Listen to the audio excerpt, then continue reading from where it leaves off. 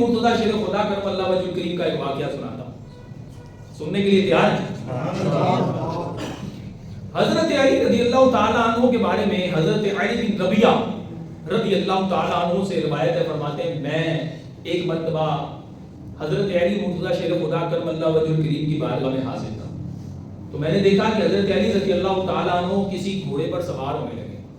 سواری پر سوار ہونے سے پہلے آپ نے رکاب پکڑی اور کہا بسم اللہ الرحمن الرحیم، بسم اللہ پڑھی، اس کے بعد اس کی پیٹھ پر بیٹھ گئے اور کہا الحمدللہ۔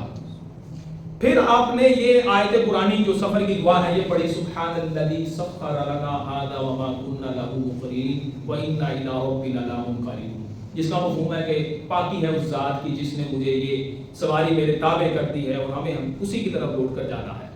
آپ نے یہ آیت مبارکہ تلاوت کی اور اس کے بعد فرماتے ہیں حضرت علی مرتضی شیر خدا کرم اللہ وجہ الکریم نے 3 مرتبہ الحمدللہ پڑھا، پھر 3 مرتبہ اللہ اکبر کہا اور اس کے بعد یہ دعا پڑھی سبحانک انی ظلمت نفسی فاغفر لی فإنہ لا یغفر الذنوب الا انت، کہ یا اللہ میں نے اپنی جانوں پر ظلم کیا، اپنی جان پر ظلم کیا تو میری بخشش فرما، اور تیرے علاوہ میرے کوئی بخشش فرمانے والا نہیں۔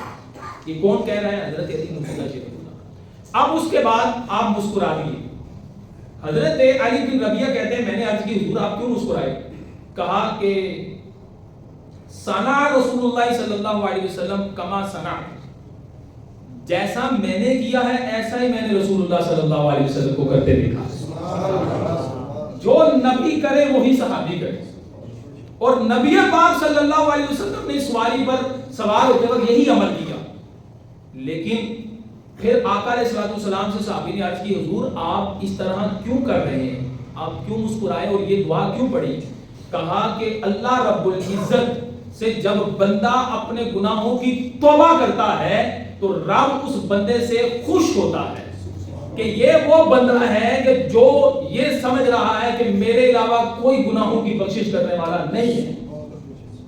جب کہ ہم دیکھیں کہ نبی معصوم ہوتا ہے اور علی مرتضی شیر خدا صحابی رسول ہے، چوتھے خلیفہ ہیں، محفوظ کا امام ہے، پھر بھی وہ استغفار کر رہے ہیں، گناہوں سے توبہ کر رہے ہیں۔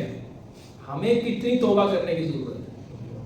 ہمارا تو نیا سال آ گیا، ہمیں اپنی ماضی میں کتنی توبہ کرنے کی ضرورت ہے گناہوں سے، کتنوں کے حق طلب کیے، کتنوں سے وعدہ خلافی کی، کتنوں کے ساتھ ہم نے بد کلامی کی، کتنی نمازیں ترک کی، کتنے روزے ترک کیے، ہم نے کب زکوٰۃ فرض ہوئی اس کا حساب نہیں لگایا اور زکوٰۃ ادا ہی نہ کی۔ کئی ایسے لوگ ہیں جن پر حج فرض ہے، حج ہی ادا نہ کیا۔ تو ہمیں کتنی توبہ کرنے کی ضرورت ہے؟